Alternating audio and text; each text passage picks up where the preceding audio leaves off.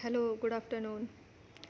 आज हम देखते हैं पीएमआर यानी 1H NMR स्पेक्ट्रम। तो इस पीएमआर को 1H NMR क्यों कहते हैं या 1H NMR को पीएमआर क्यों कहते हैं?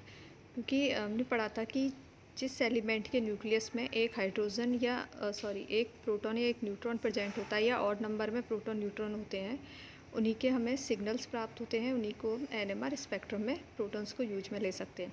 तो ये हाइड्रोजन में ऑड नंबर में यानी एक प्रोटॉन होता है, तो ये हो गया 1H NMR स्पेक्ट्रम। और इस 1H NMR स्पेक्ट्रम को बोलते हैं पीएमआर स्पेक्ट्रम यानी प्रोटॉन मैग्नेटिक रेजोनेंस। तो हाइड्रोजन न्यूक्लियस से प्राप्त होने वाला यानी जो हाइड्रोजन है इनके न्यूक्लियस से प्राप्त होने वाला एनएमआर स्पेक्ट्रम 1H NMR या पीएमआर स्पेक्ट्रम कहलाता है। न्यूक्लियस में ही प्रोटॉन न्यूट्रॉन पाए जाते हैं, इलेक्ट्रॉन्स उसके चारों तरफ चक्कर लगाते हैं। तो उस प्रोटॉन द्वारा जो हमें स्पेक्ट्रम प्राप्त होता है उसे ही हम 1H NMR या पीएमआर स्पेक्ट्रम कहते हैं। जब प्रोटॉन को मैग्नेटिक एरिया में रखा जाता है तो वह एनर्जी का एब्जॉर्प्शन करके लो एनर्जी लेवल से हाई एनर्जी लेवल में चला जाता है। ये भी हम देख चुके हैं पहले।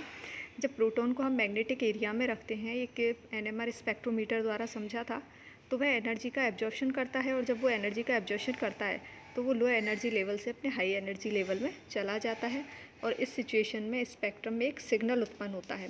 इस तरीके से यह है एब्जॉर्प्शन ऑफ रेडिएशन और मैग्नेटिक फील्ड स्ट्रेंथ। तो इस तरीके से जब कोई प्रोटॉन मैग्नेटिक एरिया में रखा गया तो वो एनर्जी का एब्जॉर्प्शन किया और वो अपनी लो एनर्जी से हाई एनर्जी में चला गया।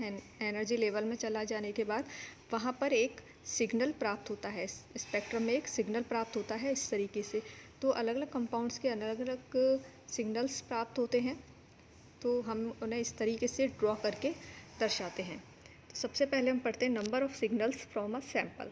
तो कंपाउंड्स में सिग्नल्स देखने से पहले हम देखते हैं कि वो सिग्नल हमें कैसे प्राप्त होते हैं और किस तरीके से होते हैं। तो सबसे पहले तुल्य प्रोटॉन यानी इक्विवेलेंट प्रोटॉन्स। किसी कंपाउंड के वे प्रोटॉन जिनका इलेक्ट्रॉनिक एनवायरनमेंट समान होता है तुल्य प्रोटॉन कहलाते हैं। इनमें से सभी केवल एक पीएमआर सिग्नल देंगे। यानी जिन कंपाउंड्स में जिनका प्रोटॉन का इलेक्ट्रॉनिक एनवायरनमेंट समान होता है, यानी वो सेम साइड सेम सिचुएशन में रहते हैं, तो वो तुल्य यानी इक्वल होते हैं, यानी एक दूसरे के इक्वल होते हैं, तो उन्हें इक्वलेंट प्रोटॉन्स कहते हैं। और जब वो इक्वल होंगे तो वो सेम ही सिग्नल देंगे, तो वो एक ही सिग्नल प्राप्त होगा उनसे। तो ये हम एग्जाम्पल से अच्छे से समझ में आएगा। सेकंड है अतुल्य प्रोटॉन यानी non equivalent. Non equivalent proton कौन से होते हैं? यदि किसी कंपाउंड में अनेक प्रकार के प्रोटॉन हैं, अगर कंपाउंड दिया है बड़ा और उसमें अनेक तरह के प्रोटॉन्स हैं, तो जिनका इलेक्ट्रॉनिक एनवायरनमेंट भी अलग अलग है, तो इन्हें अतुल्य प्रोटॉन कहते हैं। और इनमें से प्रत्येक एक पीएमआर सिग्नल देंगे, यानी सब अलग अलग सिग्नल देते हैं। और पीएमआर सिग्नल की संख्या अतुल्य प्रोटॉनों की संख्या की ही बराबर होती है, यानी जितने नॉन इक्विवेलेंट प्रोटॉन्स होते हैं उतने ही हमें पीएमआर सिग्नल्स प्राप्त होते हैं। ये एग्जाम्पल देख लेते हैं। जैसे देखिए example number first, ethyl bromide. Ethyl bromide CH3CH2Br। सबसे पहले तो हमें कंपाउंड का स्ट्रक्चर पता होना चाहिए कि एथिल ब्रोमाइड को हम कैसे लिखते हैं, CH3CH2Br। तो CH3CH2Br में हम देखेंगे हाइड्रोजन्स जो है उसके हाइड्रोजन प्रोटॉन के रूप में है, तो हाइड्रोजन देखेंगे कि उसमें कितने हाइड्रोजन और किस तरीके से वो कौन कौन से एनवायरनमेंट में है, किस तरीके से वो जुड़े हुए हैं कंपाउंड में, और वो कितने सिग्नल देंगे। तो CH3CH2Br है CH3, यानी इस कार्बन पर तीन हाइड्रोजन जुड़े हुए हैं, तो 3 मेथिल प्रोटॉन, तो ये आपस में क्या हो गए, तुल्य प्रोटॉन हो गए। यानी ये जो 3 हाइड्रोजन हैं, इस तरीके से इस कार्बन पर लगने वाले तीनों हाइड्रोजन एक दूसरे के तुल्य हैं, यानी इक्विवेलेंट हैं। यानी इस हाइड्रोजन को हम यहाँ भी लगा सकते हैं, इस हाइड्रोजन को हम यहाँ लगा सकते हैं, इसको हम यहाँ लगा सकते हैं, यानी इन तीनों को हम कहीं भी किसी भी सिचुएशन में कहीं भी लगा सकते हैं। तो ये सेम यानी एक दूसरे के तुल्य हैं, इक्वल हैं। तो इस तरीके से इस मैथिल प्रोटॉन में 3 मैथिल प्रोटॉन है, यानी ये तुल्य प्रोटॉन है। तो तीनों का एनवायरनमेंट सेम है, तो एक सिग्नल मिलेगा। Okay, CH2Br। अब यहाँ ये CH2 है, अब इस CH2 में 2 मैथिल प्रोटॉन है, मैथिलीन प्रोटॉन है, यानी 2 हाइड्रोजन है इस कार्बन पर जुड़ने वाले। इस कार्बन पर 2 हाइड्रोजन जुड़े हैं, तो ये आपस में तो एक दूसरे के इक्वल है, तो ये आपस में एक दूसरे के इक्वल हैं, तो यानी यहाँ ये तुल्य हो गए, यानी इक्वलेंट हो गए, तो इनसे हमें एक ही सिग्नल प्राप्त होगा। लेकिन ये दोनों जो है वो एक दूसरे के अतुल्य है, नॉन इक्विवेलेंट है। क्यों? क्योंकि ये CH3 है और ये CH2 है। ये CH2 इस ब्रोमीन से जुड़ा हुआ है और ये CH3 है, तो ये दोनों अलग अलग हैं, तो एक दूसरे अनइक्वल हैं, तो ये से हमें 2 से, तो 1 + 1 यानी 2 सिग्नल प्राप्त होंगे दोनों से, यानी इस पूरे कंपाउंड से हमें 2 सिग्नल प्राप्त होंगे। अब देख लो अतुल्य प्रोटॉन आपस में कितने हो गए, 2 हो गए, A और B। तो यानी जितने अतुल्य प्रोटॉन होंगे उतने ही हमें सिग्नल प्राप्त होंगे। तो इसमें 2 अतुल्य प्रोटॉन हो गए, CH3 और CH2, तो हमें 2 ही सिग्नल प्राप्त हुए। नेक्स्ट है इथेनॉल। एथेनॉल होता है CH3 CH2OS। अब इसमें 3 तरह के प्रोटॉन हैं, A, B और C।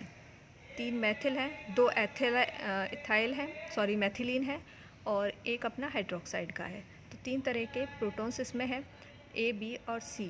जब 3 तरह के हैं तो हमें कितने सिग्नल मिलेंगे इसमें? 3, क्योंकि तीनों का एनवायरनमेंट अलग अलग है। लेकिन जो मैथिल है उसके तीनों प्रोटॉन तो आपस में इक्वल है, इसके दोनों आपस में इक्वल है, तो इक्वल इक्वल यानी एक सिग्नल इसका, एक इसका और एक इसका। तो इस तरीके से 3 सिग्नल हमें प्राप्त होंगे। नेक्स्ट है 2-क्लोरोप्रोपेन, CH3 CH Cl CH3। इसमें देखते हैं एक CH3 का, एक CH का और एक CH3 का। चूँकि CH3 CH3 A और A नाम इसलिए दिया है क्योंकि CH3 का एनवायरनमेंट सेम है। हालांकि 3 हाइड्रोजन है, लेकिन तीनों हाइड्रोजन तो आपस में इक्वल है, इसके तीनों हाइड्रोजन आपस में इक्वल है। लेकिन ये जो दोनों हैं, इस CH3 को हम यहाँ भी लगा सकते हैं, इस CH3 को हम यहाँ भी लगा सकते हैं, यानी इनका जो एनवायरनमेंट है वो सेम है।